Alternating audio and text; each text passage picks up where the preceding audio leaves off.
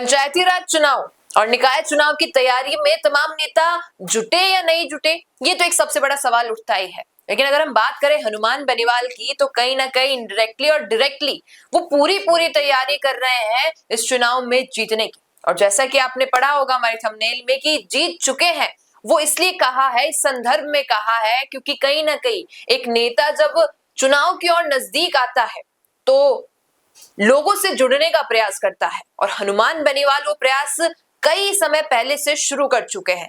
हाल ही के कई ऐसे मुद्दे रहे जहां पे वो जनता के बीच रहे, जनता से रूबरू होते रहे, ऐसे लोगों की दुख की कहानियां सुनी, उसका निष्कर्ष निकाला। और अभी देखिए हाल ही में एक ओमान को लेकर भी, ओमान के संबंध में भी अपने नागौर के क्षेत्र के एक व्यक्ति के लिए हमारे विदेश मंत्री को पत्र लिखा और बड़ा वायरल हो रहा है इन दिनों पत्र। आज इस वीडियो में इसी मुद्दे पर हम चर्चा करने वाले हैं कि क्या कुछ स्ट्रेटेजी हनुमान बेनीवाल की चल रही है पंचायती राज चुनाव को लेकर। नमस्कार, मैं हूं अंकिता और आप देख रहे हैं द फैक्ट इंडिया। मेरे साथ इस वक्त वरिष्ठ पत्रकार वन बंसाली यहाँ पर है। सर, क्या लगता है, क्योंकि जब पंचायती राज चुनाव नजदीक आने लगे हैं तो हनुमान बेनीवाल की स्ट्रेटेजी धीरे धीरे बढ़ती जा रही है। उनकी एक और युवा फौज है, दूसरी ओर उनका लोगों से इतना लगाव है, तीसरी ओर एक जो किसान नेता के रूप में वो लोगों से अच्छे से जुड़ पाते हैं। ये सारी चीजें कहीं ना कहीं उन्हें हेल्प कर रही हैं चुनाव के लिए।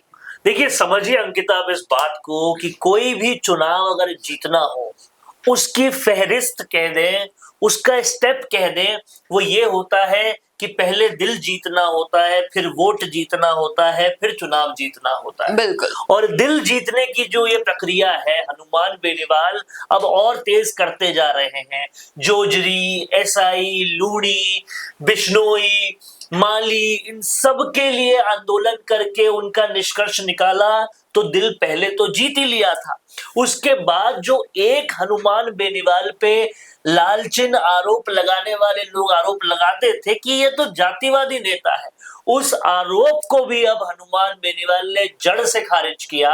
हालांकि इससे पहले भी बिश्नोई के लिए, सूरज माली के लिए उन्होंने आंदोलन किया, लेकिन अब वो ईरान हमलों से जो आहत हो रहे हैं उसमें भी सबसे पहले राठौड़ युवक के लिए लड़ाई लड़ते हुए लेटर लिख रहे विदेश मंत्री को। तो ये बता रहे हैं कि जाट राजपूत कुछ नहीं देखता, मैं देखता हूं तो केवल विकास देखता हूं।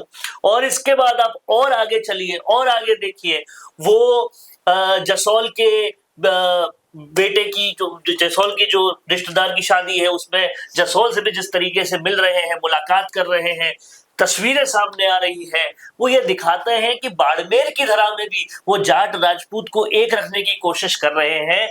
कहीं ना कहीं ये सब दिल जीतने वाले काम हनुमान बेनीवाल लगातार कर रहे हैं। और यही वजह है कि पंचायत चुनाव में सबसे पहले भी वो सबसे ज्यादा सक्रिय थे।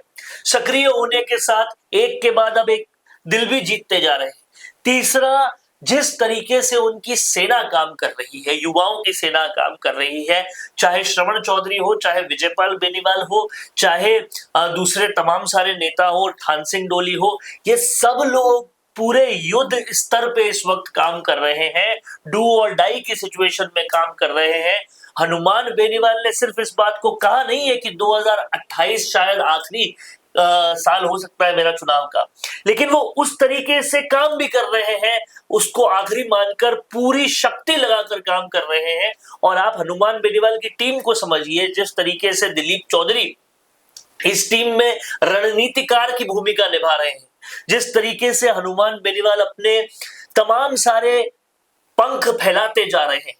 आप इस बात को समझिएगा, जो बाड़मेर और नागौर के आगे कभी सोच नहीं सकते थे आरएलपी को, वो आरएलपी बीकानेर में ताबड़तोड़ काम कर रही है। वो आरएलपी हनुमानगढ़ और गंगानगर में ताबड़तोड़ काम कर रही है। और आप देखिए स्ट्रैटेजी, हनुमान बेनीवाल पहुंचेंगे उससे पहले, उससे काफी दिन पहले दिलीप चौधरी, विजयपाल बेनीवाल, इंदिरा बावरी, ये सब पहुंचकर वहां किसको छोड़ा उन्होंने?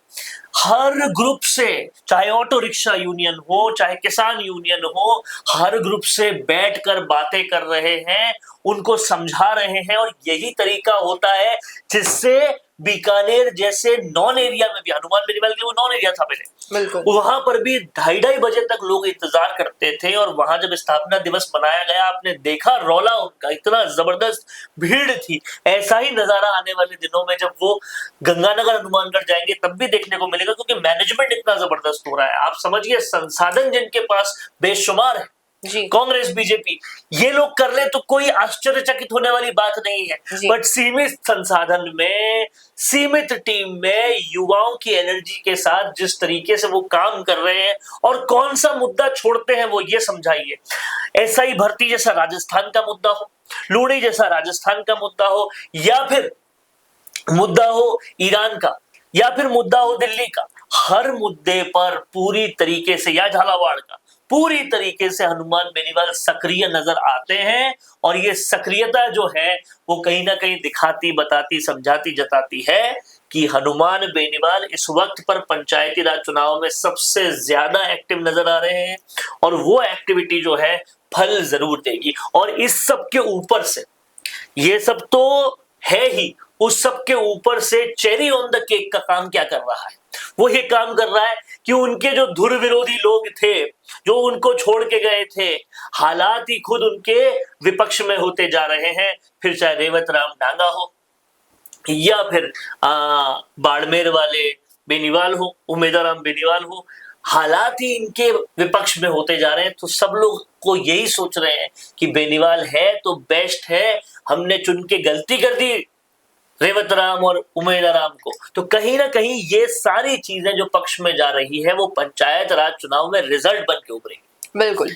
वहीं सर एक सवाल मन में आता है, क्योंकि देखिए कितने भी छोटे या बड़े मुद्दे हो, अगर हनुमान बेनीवाल की सहायता लोगों ने मांगी है तो निष्कर्ष निकल के आता है। अब इसमें अहम रोल क्या प्ले करता है? क्या ये रोल है कि इनका गठबंधन है सरकार से, या फिर ये रोल है कि इतना विधुर और इतने विपक्षी हो गए हैं सरकार के कि सरकार डर के वजह से, या फिर देखिए, आप इस बात को समझिए, दोनों ही चीज है।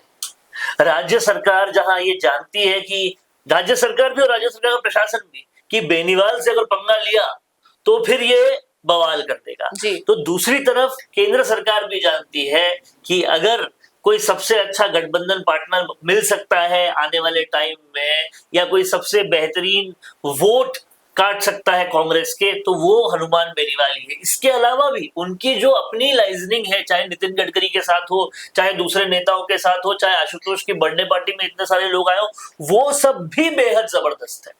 तो वो न सिर्फ आलोचना करते हैं, आलोचना करने के साथ साथ काम भी करवा लेते हैं, ये उनकी सबसे बड़ी खासियत है। और आप इस बात को समझिएगा, हनुमान बेनीवाल राजनीति में मैसेज देना जानते हैं, ये सबसे बड़ा खेल होता है, मैसेज देना वो जानते हैं। आज रास्ते में चलते हुए एक गरीब गडरिया आता है और कहता है कि एक्सीडेंट से मेरे मवेशी मर गए, उसके लिए लड़ाई लड़ना और उसके मवेशियों का पूरा मुआवजा दिलवाना, ये वो आदमी का वोट मिले ना मिले एक बड़ा मैसेज जरूर भेजता है कि भाई गरीब से गरीब आदमी के लिए भी हनुमान बेनीवाल रेडी है। और ये जब मैसेज जाता है तो लोग कहते हैं 70 सीटें देके कांग्रेस को हमने दिया, उससे ज्यादा काम तो ये कर रहे हैं। इस तरह से ये दिल जीत रहे हैं लोग। बिल्कुल। तो अब सवाल आपसे भी ये बनता है, क्या लगता है आपको कि आपके क्षेत्र में भी आरएलपी यानी राष्ट्रीय लोकतांत्रिक पार्टी और उनके सुप्रीमो हनुमान बेनीवाल का इतना दबदबा बन चुका है कि पंचायती राज चुनाव की जो तस्वीर है वो एकदम साफ नजर आ रही है? क्या कहना है आपका उस ओपिनियन पे, बताइएगा कमेंट में। और पसंद आया हुआ वीडियो तो इसे लाइक करना, शेयर करना और हमारे चैनल द फैक्ट इंडिया को सब्सक्राइब करना ना भूलना। धन्यवाद। क्या आप भी करना चाहते हैं अपने गांव का नेतृत्व?